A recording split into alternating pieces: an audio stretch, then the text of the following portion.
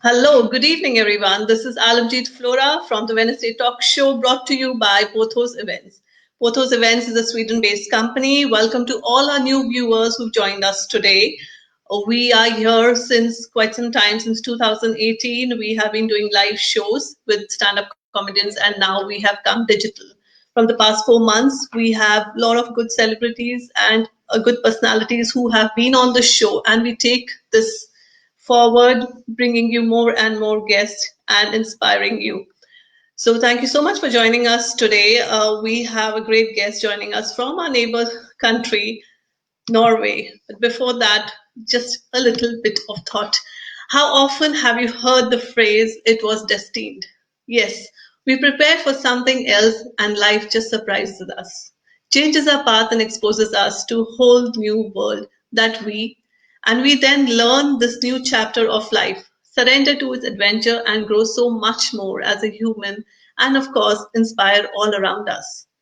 I'm sure many of you have been witness to such inspiring stories and have drawn motivation from their journey. The core of what such personalities give us is hope. Hope that there is something better in life. Hope that your passion will be appreciated.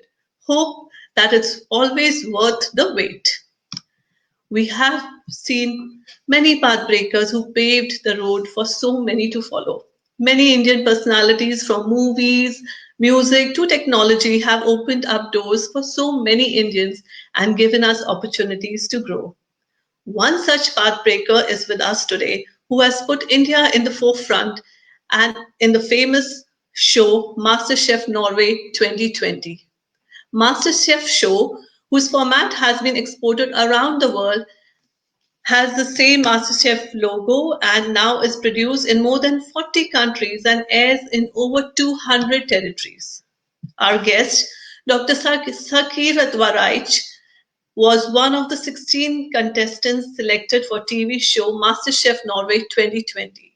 She has made India proud by being the very first person of Indian origin to ever be selected in MasterChef Norway and by reaching the top 7 India prestigious show. Hailing from Dehradun, she has moved to Norway after getting married in 2012. She is a dentist by profession who runs her own clinic in Norway and is a mother to an adorable 2-year-old. Sakirat's mom has always been passionate about cooking, and that's what she thinks has inculcated the food curiosity in her while growing up. From being a huge fan of the show and now participating in MasterChef, this has been a very exciting journey for her. She has received amazing applause from the judges of the show, and they never missed a chance to call it Taste Explosion. We thank Sakirat for putting India forward, and now we bring her present to you on the Wednesday Talk Show. So, welcome, Dr. Sakirat Waraich. How are you? Hello. Thank you so much. Thank you so much for such a beautiful introduction. Hello. Thank you. Yeah, I can hear you. Can you hear me?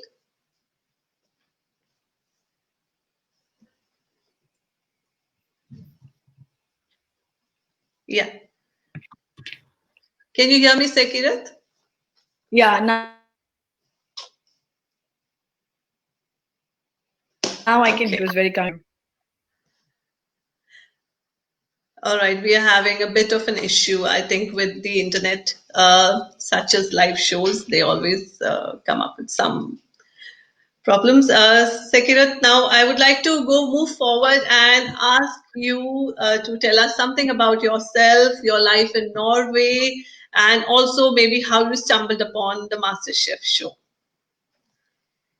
Yeah, it has been actually quite a journey. I moved to Norway in around about 2012, and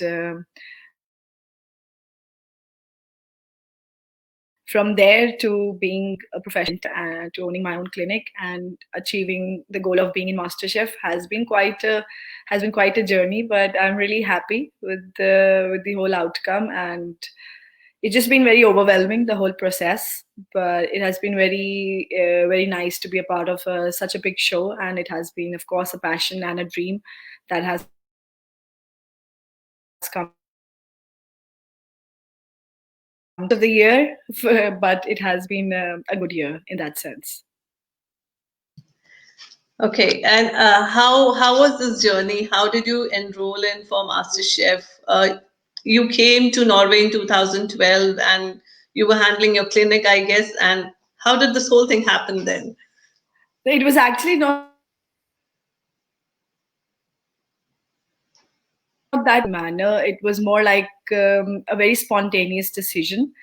Since I came to Norway, the focus has been just to do all my education and get my authorization. And then I did my master's in aesthetic dentistry from King's College London.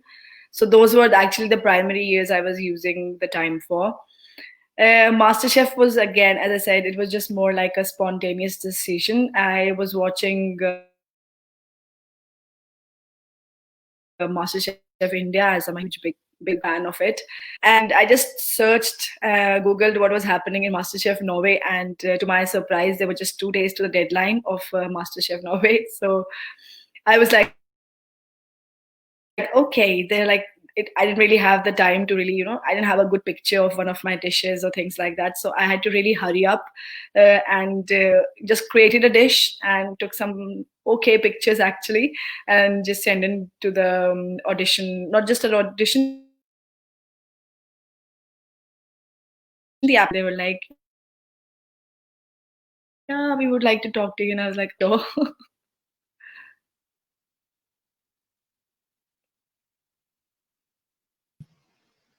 Yeah, we are having a bit of an issue with the sound. It's a little breaking.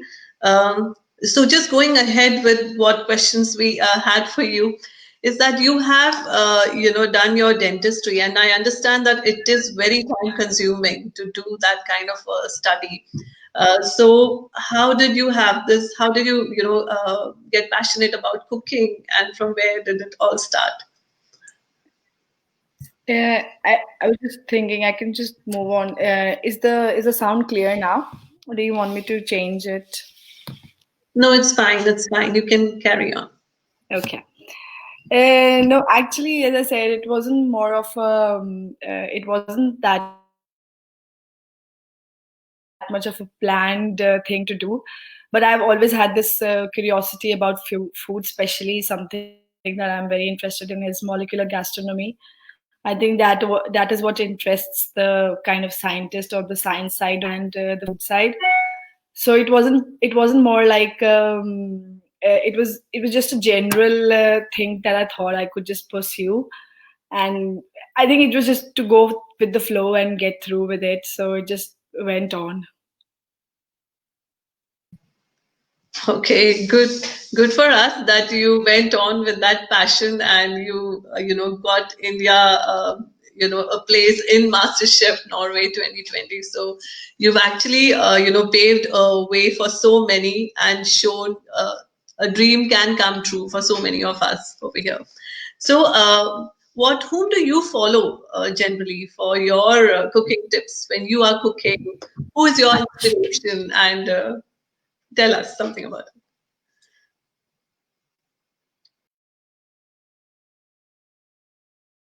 With all the renowned chefs in that sense, and especially our chefs from MasterChef India.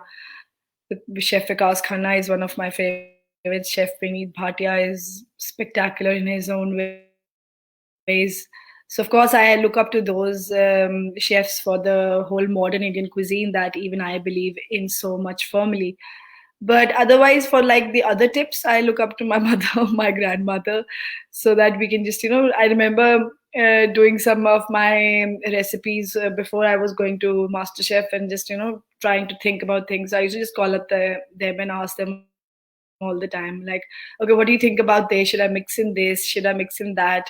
So that was, so they're like my home tips, and then I have the professional tips from the spectacular chefs that we have around in India. I think there's so many of them. They are doing such good jobs, and just giving their best shot. So that was one of my things when I went to MasterChef also, that I did as much as possible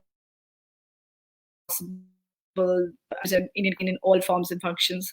So that was my prime focus. I was just too proud to let it go and just be like that. No, I won't cook Indian or something else. Of course, there were challenges when we had to do something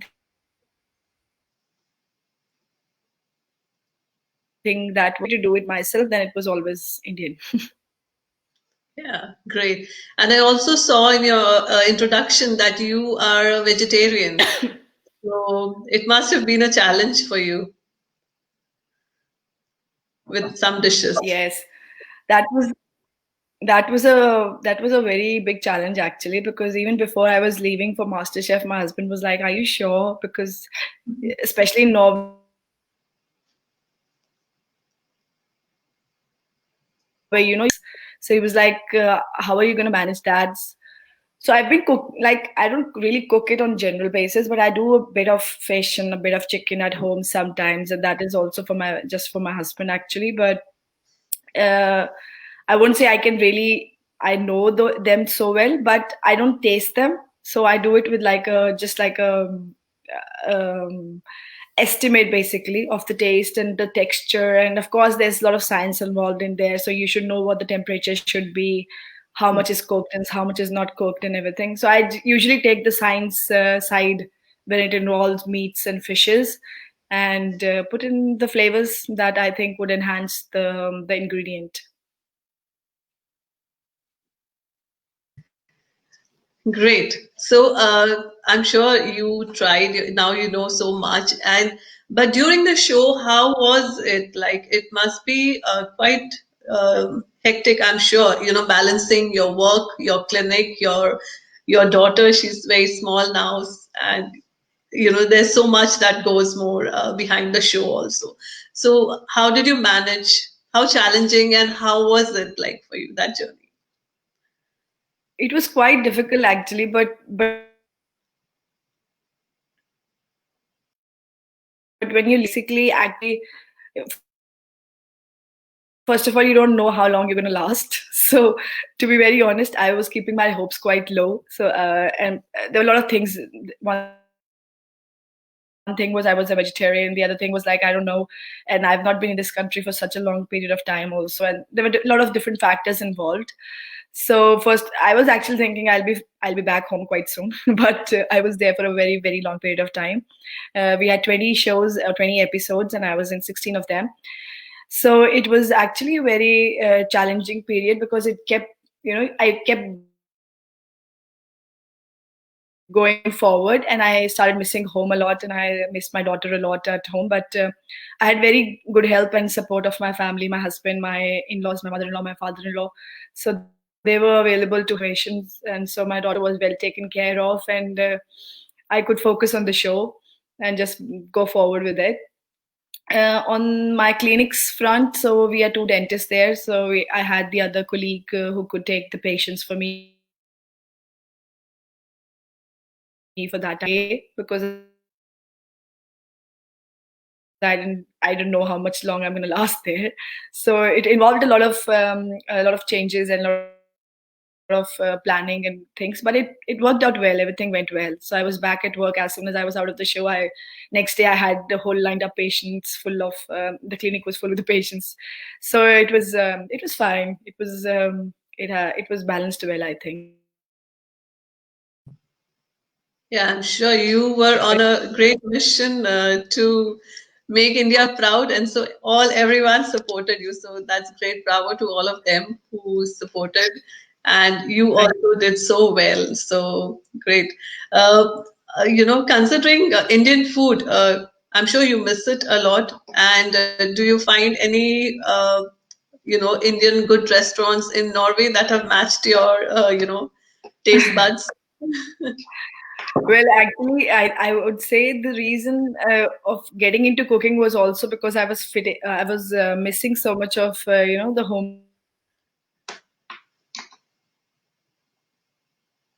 cooking. You can just pop out on the street and you can have the luxury of eating like 1,000 different things. So that was really really missing here when I came to Norway. I think the time period when I came to the what we are now, where we are now, it has changed quite a lot. When I came, there were like two restaurants and they were serving traditional Indian food. Now there are golgappas and you can get stuff like that in some of the restaurants. So yeah, there are quite restaurants, especially in the city of city of Oslo, where you can get more variety of it. Yeah, but to name one specific one, maybe it will be not so easy, because I don't want to be like telling out just one name, and because I No, think no. everybody's doing their own effort and everybody is doing No, we are not talking about taking any names. They are all cuisine doing very here well, in Norway. and yeah, yeah. The whole purpose is when we come from India, we are craving for Indian taste, and Yes. what we do is we'll end up becoming chefs ourselves, even if we have not Yes, cooked for a long time. So that is it's actually a true. journey. I know many of my friends, many of our viewers also have gone through, and in the journey, they have become very good chefs. So Yes. it's a good learning curve, not bad, most welcome.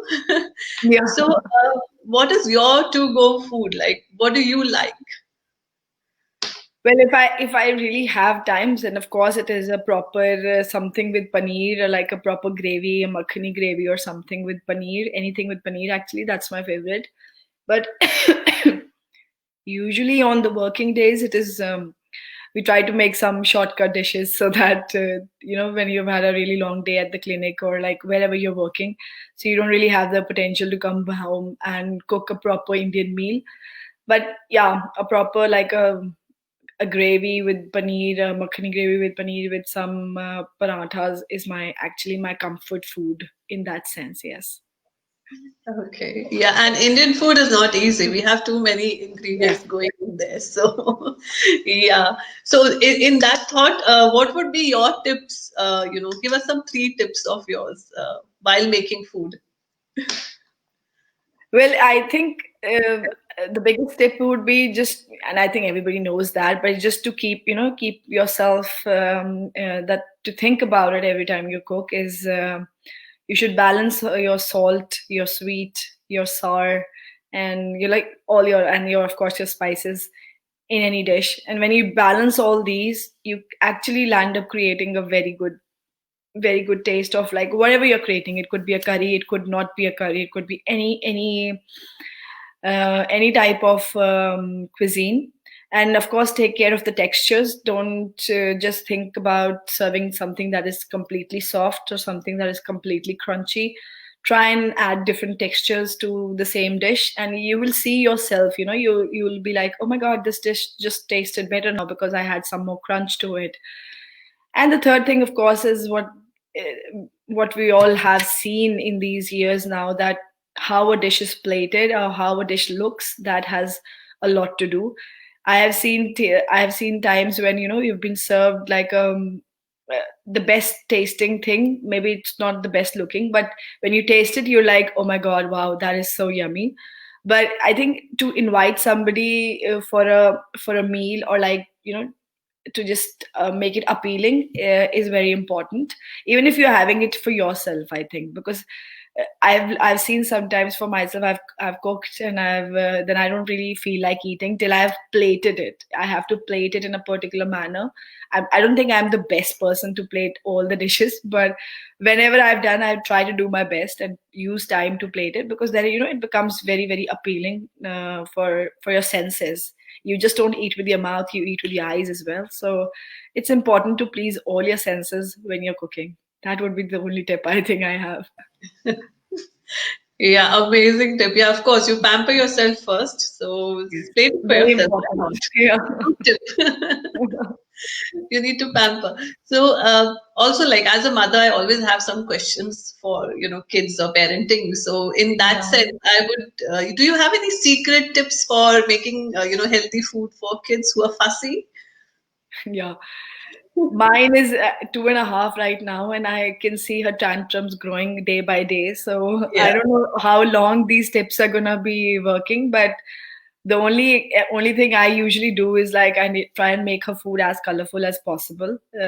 So like I use a lot of beetroots for like red color. I use a lot of spinach for the green. So even she likes to have a paratha or something that is stuffed with with vegetables. Children don't like to just eat vegetables, but for some reason she loves broccoli and she loves carrots and stuff like that. But otherwise, if I have to give her something that is enriched with nutrition and stuff, so we usually try and give it in colors, so it just has something that pops up to her eye and she's like, oh, what is that? So she becomes more interested in food. How much she eats, it's still not that much, but she still gets interested and takes a step forward to it. So I think that is a good thing to do, to just create some colors. Again, as I said, it should be appealing even for the kids. That is very, very important, that they have something to look for or find it really attractive. Yeah, good tip, good tip. Yeah, you make it colorful and you fool them into eating healthy stuff. Yeah. So that is good. Especially things like beetroot, they don't eat it like otherwise. I think even I, in my adult Yeah. life, introduced myself to a beetroot, and now I actually love it. So that's how it happens. Yeah, so we can relate to the kids now. Yeah. Yeah. So now I see you, Sakirat, you have now two very successful, careers now going forward. So you have your, this you've earned this MasterChef thing, and now you have your dentistry also. So what's the plan next now? Which direction are you planning to go? I think I'm gonna point another third direction so that people can start thinking which direction even more. But no, I think I'm gonna pursue both the directions. I'm not gonna leave one for the other. That has never been a thought, actually, because I love being this creative dentist, and I've done my master's in aesthetic dentistry, so I like creating and giving people their smiles that they want. I think it's a very, very beautiful profession in that sense. And when it comes to being a hobby chef or a self-learned chef, so it is again there also. I love to please people with their senses of taste buds and creating dishes that maybe they haven't tasted, or maybe they have tasted, but when it is presented in a new form and they're like, oh yeah, oh wow, that is also possible. So what is next is there are plans. I can't reveal all of them right now, but I think let's hope that they come out soon. The only one I can reveal right now is actually I've designed this menu for one of the restaurant chains in Dehradun. It is the city where my family, my parents' house is. So there we're doing this, and I think by January or February, if you are in one of those cafes, it's actually called Amnesia Cafe. So if you're there, so you might bump into my menu and you might taste one of the recipes there. Awesome. So all the Dehradun viewers, watch Yeah. out. Go to this cafe. Sakirat, I would like you to give me the details so I can put it in the link Oh, thank down you. below. Yeah. So why not? And Right. kudos to you. Keep making more menus, keep innovating, and keep the Indian food interesting and upmarket. So great. I would like to ask you on behalf of many ladies and homemakers. In fact, like who are very well educated, but they come here and they do, of course, start doing self employment in catering line. I have Yeah. so many over here who are like such good bakers, such good caterers. They really make good food. Um, do you have some tips for these guys how they could enhance their market, how they could do better? Any tips that would help them? I don't think I'm like such a such No, an it's person just who it's can just your actually. viewpoint because you've seen what the expectations are. Yes. Yeah, but Yeah. in that sense, I think it is very important. Some of the people, they have such a lot of amount of talent, and they just think that it's not enough. I think especially these homemakers who have this talent, they need to really think. Just need to have this better self esteem, I would say, that they can think and really trust themselves with whatever they're doing. And especially with this catering business, I think it is more about marketing as well, because people need to know if you can do that, or if you are into any kind of business that is servicing people, so it is very important to have a social media presence, maybe on an Instagram profile, or on the social medias like Facebook or any other medias where you're comfortable, so that people can know you and understand you. Don't try and shy off from everything. Just be out there, and you can really really excel in all of the different arenas you want to, actually. And if there is somebody who would want to ask me anything about any of this, they can actually send me a PM or any personal messages on Instagram. I'm quite available in that sense, and we would love to collaborate. And I would love to, if I can help out by putting out a word for somebody, it would be just nothing actually. So I would just love to help if I can, in any aspect. Wow, fantastic. Thank you so much, Sakirat. You've really come forward to help. So, all my viewers, all the ladies there, do ping. She will be very helpful. And all the best to all of you. And Sakirat, thank you so much for your time today. And wish you a very, very Merry Christmas and a very great Happy New Year 2021 going forward. Keep smiling, keep putting those smile on other people's faces, and we will keep following you, of course. And may you touch the sky with all your passion. Thank you so much. It was actually an honor, and I'm so happy, and I think I'm really really proud on your behalf as well. I've seen some of your videos earlier also, so I think it's such a good initiative that you have taken, sitting in Sweden, that you can just come across so many personalities, and there are so many different subjects that you touch through your interviews. I think that is what is very very encouraging, and I think very, very empowering and knowledgeable for so many people. So I think even kudos to you. Keep up the good work and keep putting out people there, so that people can connect, because I think it is very important, and not everybody is available to, kind of help each other and Absolutely. appreciate Yeah. each other. That is what is, I think, is lacking in this world right now. That everybody thinks I am full of everything, but it's very important that people can take out time for others as well, and appreciate what they have achieved and done in life. So thank you so much for your time. It has Thank been you. my pleasure. Thank you so much for those kind words. That is the whole concept behind me doing this show, is getting people together, inspiring each other is what I've always dwelled on. So it's great. Thank you for your kind words. We'll keep this journey going and very strong moving forward. So thank you for your time today. Have a great, great Christmas and a great New Year. We'll keep in touch. Same to Okay. you. Happy New Thank Year. you so much. Bye. Bye. Bye. Bye. Bye.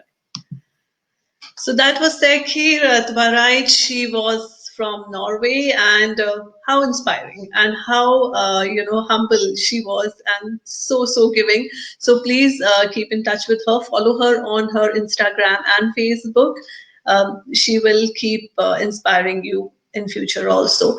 So about next week, I am so excited about this because we have a great band of India coming to the Wednesday talk show. The whole band is Indian Ocean.